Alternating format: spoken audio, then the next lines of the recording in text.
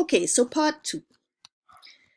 What is happening in the external environment? What is happening politically or economically or socially or via technology or legally or even through the environment? What is happening in those areas that would have an impact on compensation management decisions? So here are a few. So legislation, it's obvious, it's a big one. It's the Minimum Wages Act. Obviously, that's something external to the organization that will have a huge impact on compensation management decisions within the organization. So let's say during the next set of elections, they decide minimum wage is going up to $18 an hour. Now, that does not just mean that everybody who's on minimum wage is going to go up. If we're really thinking about proper compensation management and having, certain gaps or certain defined percentages between each layer in the organization, then the people who are supervising the front line need to go up in salary. Therefore, the people who are maybe managing may need to go up. So it has a ripple effect. Obviously, if an organization has budgeted for their payroll to be, I don't know, $500,000, and all of a sudden it has gone up because the government politically or through legal legislation has said so, that has a huge impact on the organization. A lot of the times we know that the cost difference is passed on to the consumer. Maybe the quality of the product has to change. This is just maybe they're just less profit. So that's a big one. Another big one, of course, is collective bargaining. We're going to spend a lot of time talking about this and how, kind of sad our IR environment has become when it started off so great. But the reality is that some organizations, there are clear unions and associations that can bargain for wage increases that are almost demanded regardless or not if the company is doing well. They are negotiating for things that have already happened, so negotiating for past periods, which really does not give them much of an advantage. There's just so many areas where this could be improved, but the reality is, if you did not have a union and now you do, that's going to have impact on how you decide how to compensate people, especially with who they decide to benchmark against. If you have a really active union compared to one that nobody really does much in, then that's going to have a difference. If you have no union at all, well, that's a big difference too. The next one is a big one, the cost of living. And we know that inflation has gone up a lot.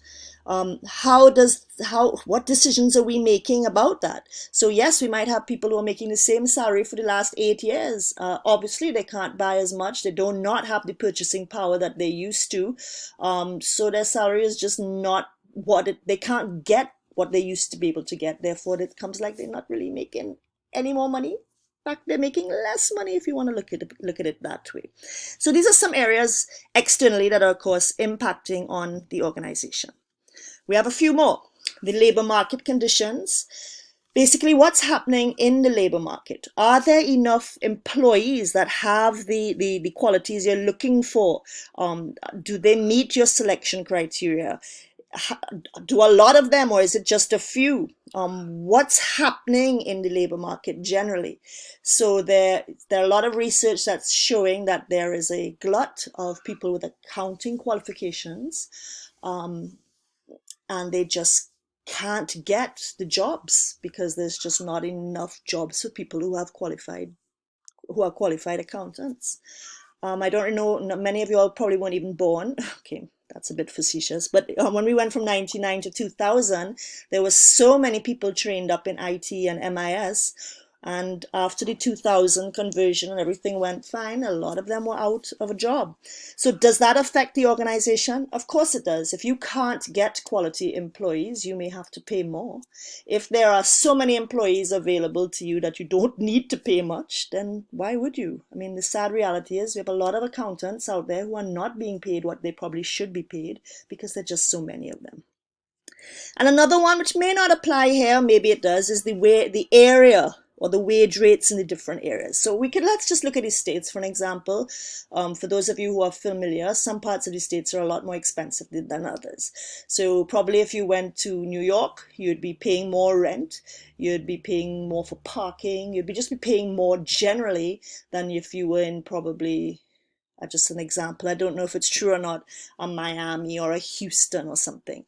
So in that case, perhaps people in New York will be paid more to compensate, there's that word again, or to permit the increased, the fact that in those areas people It costs more for people to live. Perhaps the same thing might apply in Trinidad and Tobago. I don't know. Do we pay more if you're working in town compared to if you're working in Sandy Grande or if you're working in Toco? We'll definitely explore that. In fact, we're going to explore a lot of this in this course. So let's just move internally now, because I think everyone's familiar with PESTEL. And of course, there's so much more here. And your first discussion forum question is actually going to be on factors that are affecting the external and internal environment. But you all see it. I'm sure you all see it, that the fact that everything happening external to the organization is going to have an impact on the organization. And specifically in this case, to the compensation that they're giving to the employees. Okay, so internally now, we know that all organizations have an internal environment, and that's basically everything that's going on within the organization. So in a nutshell, we're looking at all the employees, all the management, and of course this corporate culture, the culture of the organization. That's all, internal. So culture is, of course, how people behave, how they adapt to the environment, just kind of how things are and how we're going to move forward. Yeah. So there are a few things we have to look at here. And again, during this course, we're going to explore all of these, but just as an introduction. The first thing is the strategy.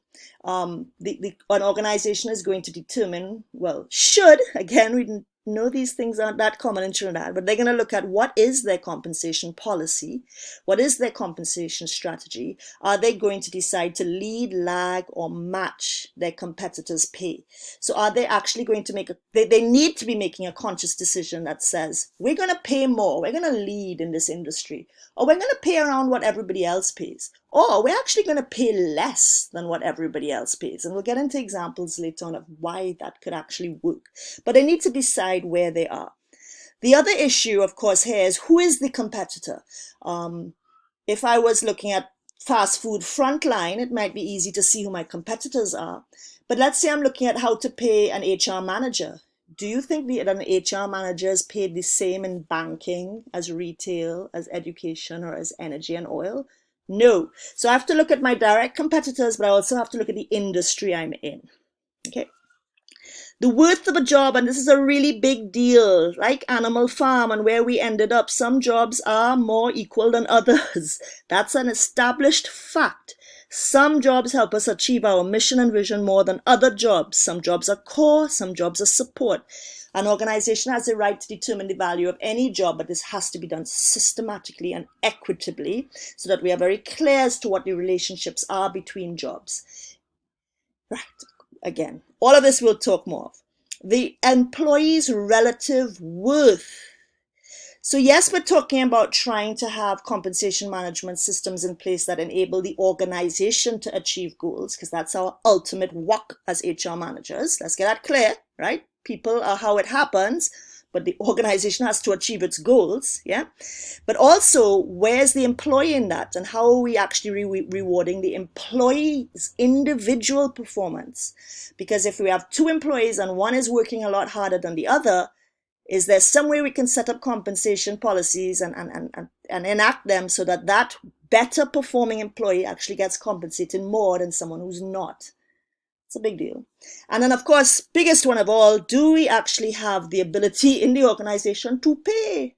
Yes, I'm sure we'd like to give everybody an increase, but if we physically can't do that because there are no resources to do so, then we can't. Now, of course, if we say there are no resources to do so, but then we just buy 3 BMWs for the executive team, I don't care if they're on lease, we be careful of the messages that we're sending and the perception by employees that you just say we have no money. So again, communication will make things a lot clearer. So these are, again, just things within the organization we're also going to explore in this course, but that also has an impact on the decisions that are made with regards to compensation. And that was Unit 1. So this is kind of how we're going to run throughout the course. There'll be 1 to 2 PowerPoints each week going through the theory. Please listen to it more than once, just so that you're clear. So at the end of this one, this is what we've done. For your own notes and your own benefit, you really need to kind of be able to tick these off. So number 3 is just very generic, but you should all have a clear definition of compensation. If you're teething somebody else's, that's fine, just cite it. You should all be clear as to what compensation management is about, and that is really about what strategies are we putting in place for compensation to help us achieve our goals, or what systems. And then, of course, as we start every course in business, what impact is the environment having, the external environment and the internal environment possibly going to have on compensation? So you will see from your first discussion forum that that's what it's about. So have a look at that. But again, listen to these a couple times, but definitely make sure you, number one and number two, are very clear in your own head. What is a definition of compensation and what is compensation management? Take care for now, everybody.